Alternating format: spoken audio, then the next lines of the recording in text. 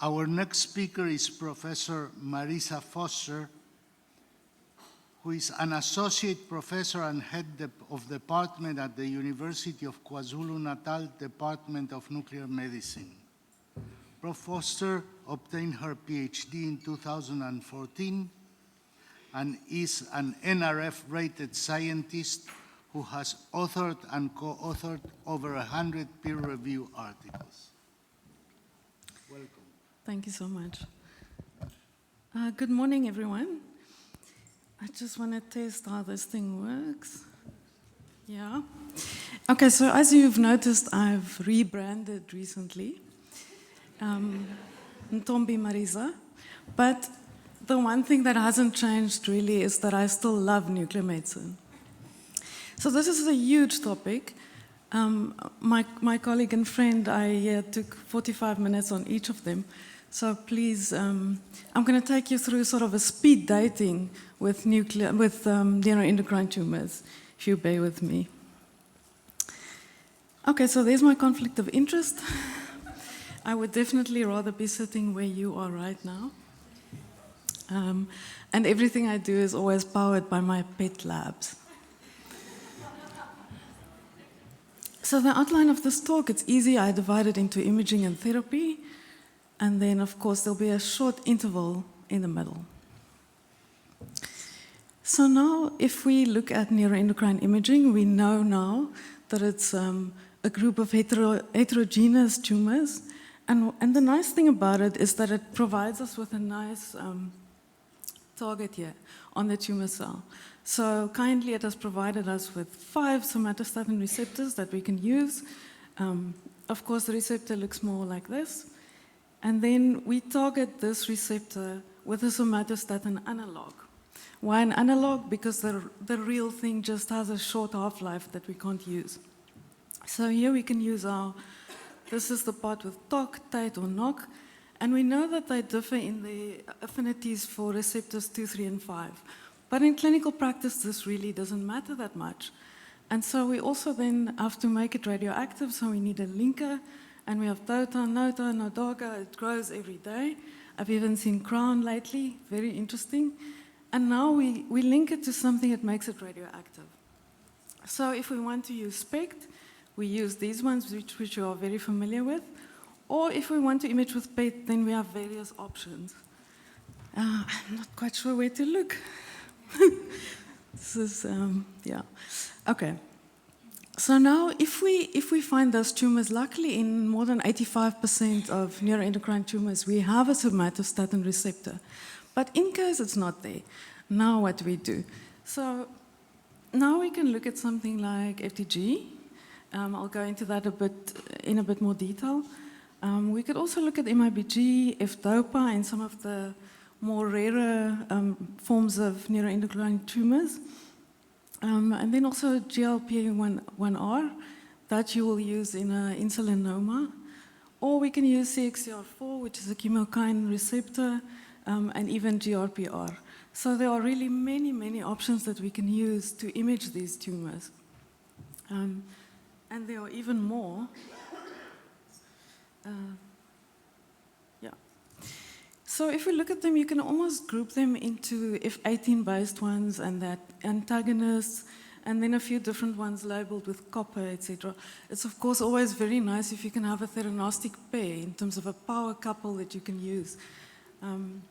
So for the F18 ones, I don't want to go into too much detail, but it makes it easier if you don't have access to a gallium-68 generator in your department. So F18 then just makes it much easier.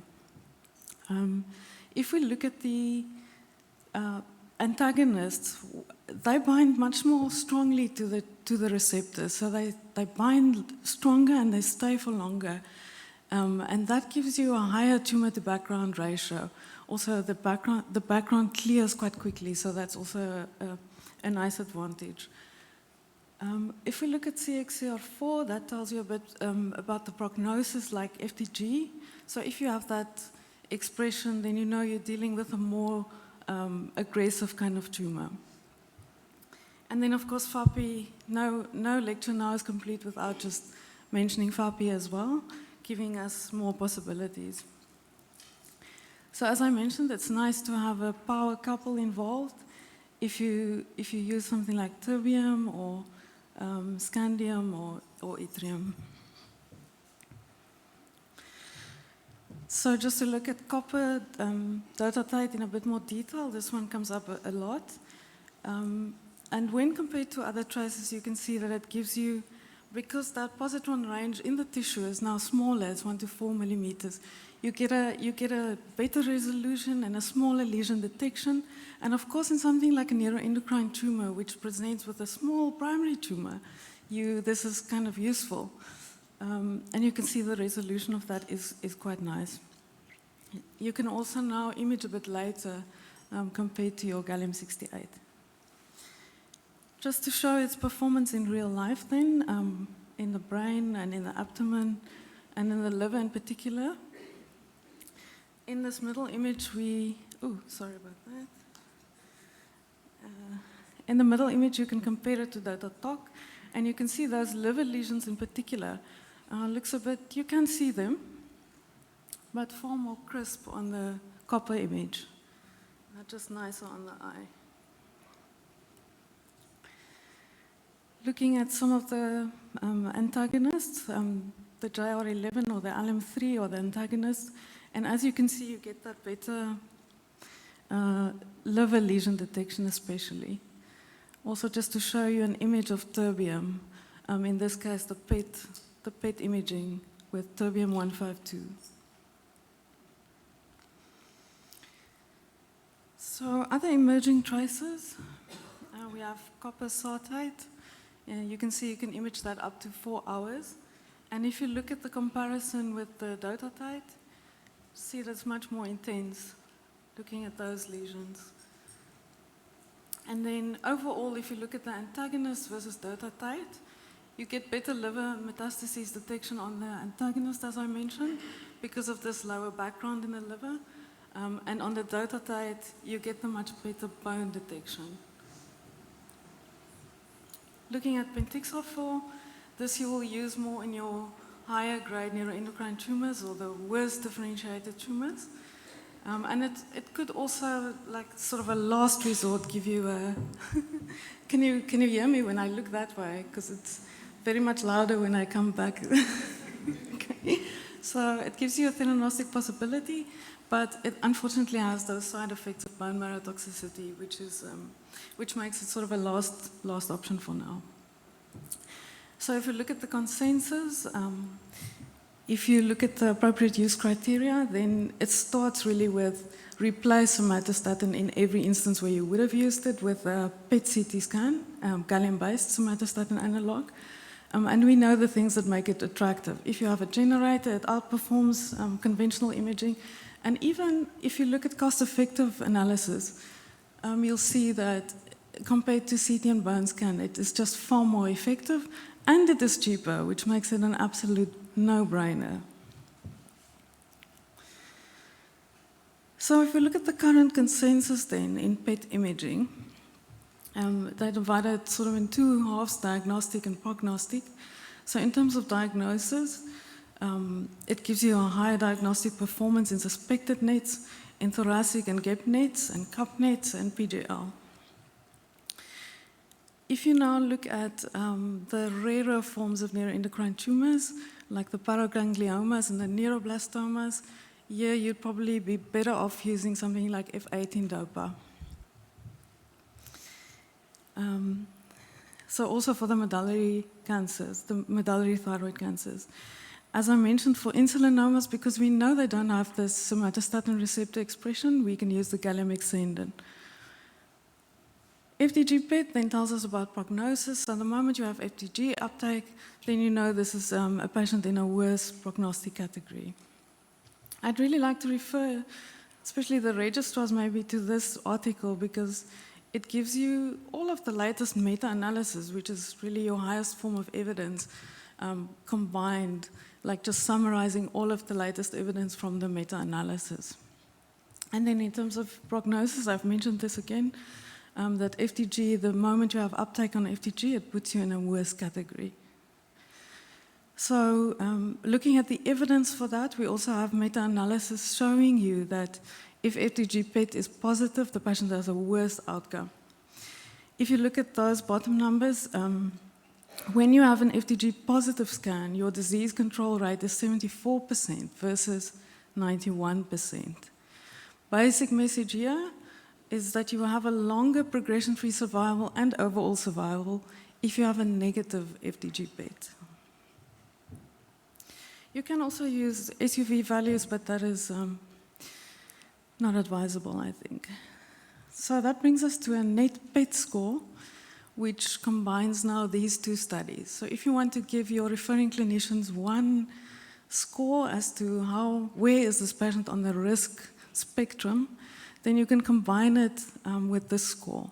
So I won't go into the details, but the more you have high positivity on somatostatin receptor imaging, the more you will have a better outcome and you can treat it with PRRT.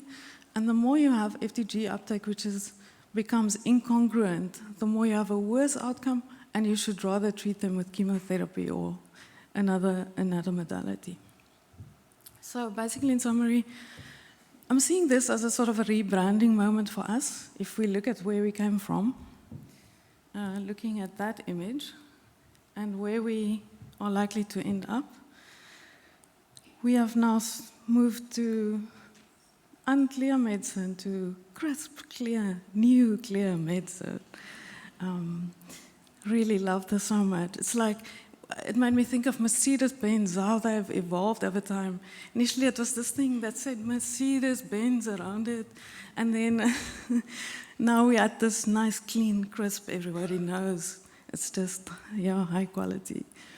Okay, so I just want to say about the newer PET traces, it might be like looking at the previous telescope and the new one. You can see more or less all of it, but it's far clearer on the next picture. So what the clinical impact of that is not quite so sure yet, so the evidence is still building on that. So how does it compare to conventional imaging? And we know it compares very well, except where the contest is unfair. So in the liver, if you use MRI, of course, it's going to be better. When should we image? In the interest of time, I'll just show you. You can't always wait for histology. Sometimes you need to indicate where someone has to biopsy. You have to restage. And then, of course, you want to see if your therapy is working or not. And these indications are continuing to grow. So what is the clinical impact? It is quite significant. If you start having meta-analysis, you know that there is definitely a clinical impact. It changes management in 16 to 71%. So if you look at that forest plot, it gives you around 44% overall change. So we know there are imaging guidelines for each form of cancer, and the newest one came out in 2023. Clinical guidelines are incorporating us more and more. Theranostics, we should know by now that this is a concept combining therapeutics and diagnostics, and that we find, fight, and follow up disease. Right, so now when we treat now, we want to look at several factors. We want to look at the half-life of the radioisotope, so you want to match it to your peptide ideally. You want this whole compound to be internalized, so it goes into the tumor cell and is as close to the DNA as possible. And then ideally you want double-stranded rather than single-stranded DNA breaks. So you take into account the tumor size and the half-life and the internalization. And this is now the interval. So just a video representation so that I can catch my breath and show you how this looks like if you could be inside the body maybe. So there's our chelator. It's quite a dramatic thing, you'll see. Lutetium.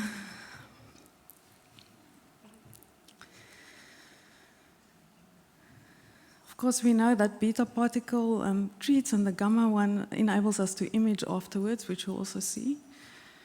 So it goes and destroys that cancer. And of course, practically, it's an outpatient thing, really. You inject, we don't inject directly like that, but put it in a drip, and there it goes into the blood. It finds the tumor, it's internalized, and it kills, and it does double and single-stranded breaks there. And I wish we could see that shrink in real time like that.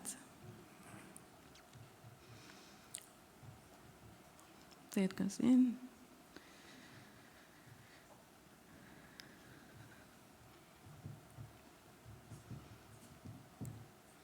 Cell death, which is what we want.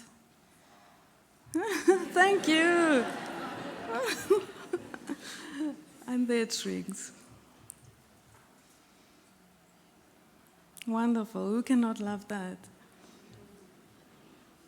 And of course, we can image afterwards.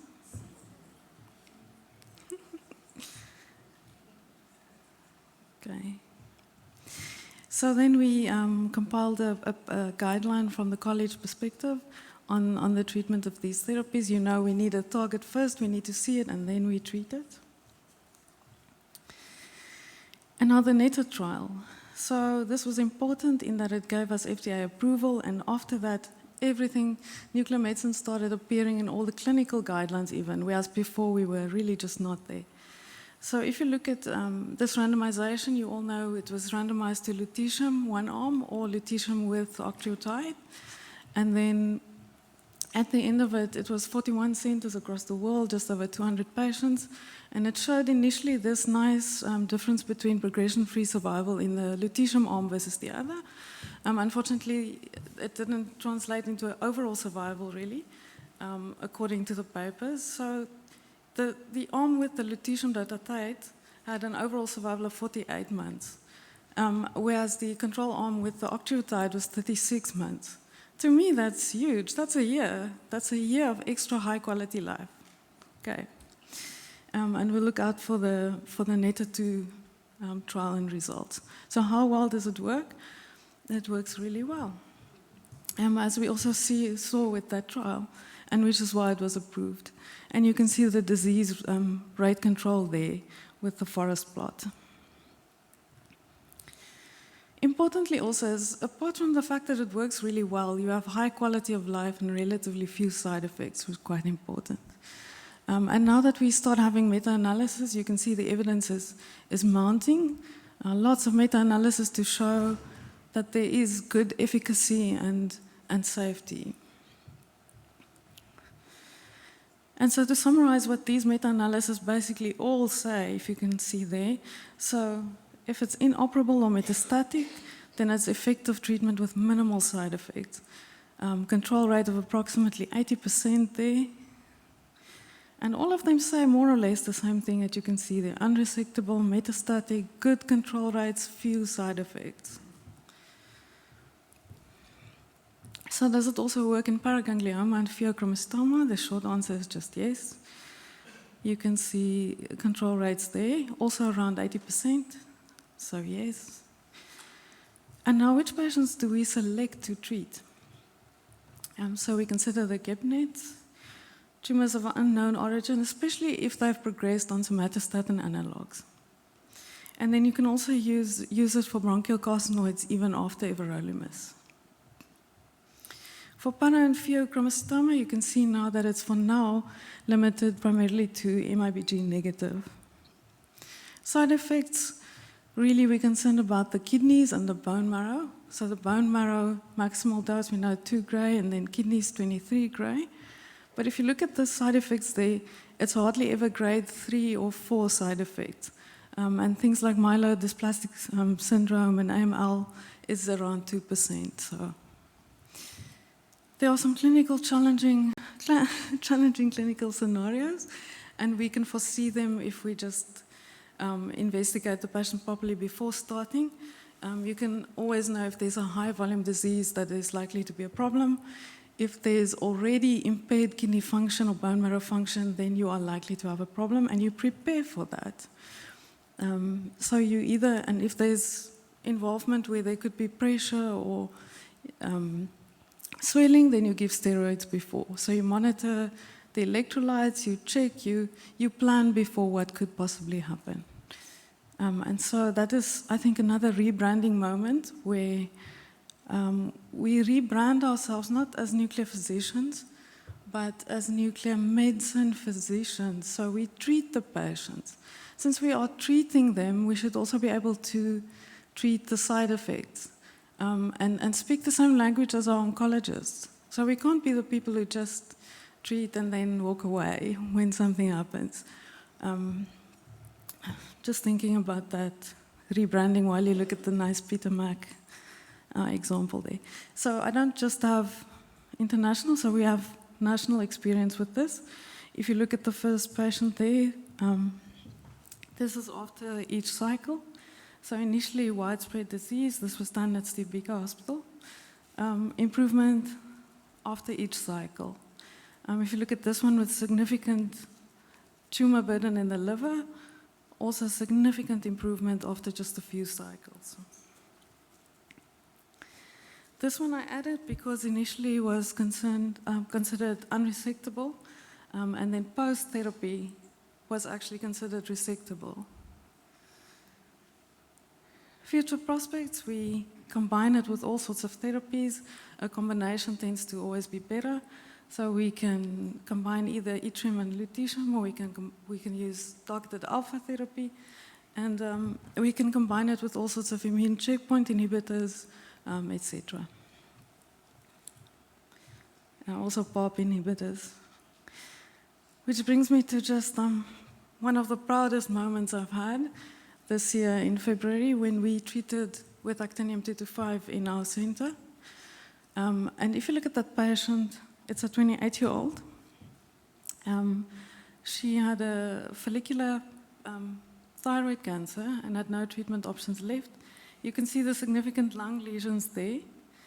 And after just one cycle of actinium dotatate, you can see there's a huge improvement in the lungs. In summary, we mostly use gallium DOTA, somatostatin analog PET when we want to image, except for those few rare cancers. We use FDG to prognosticate. And PRRT is considered a second line, so if you can operate it, definitely do that first. I'm not going to go through all of that. If you want to really look at it, a nice summary is to look at the ENM Focus 3 group and what they found. And you can even start considering PRRT for re-challenge now, if patients progress again. So with that, then, I want to thank the organizers for this opportunity, and I want to thank my wonderful supportive team for your love and support. I hope you saw all of us with our matching T-shirts. Classy UKZN. So thanks for the opportunity. Thank you so much.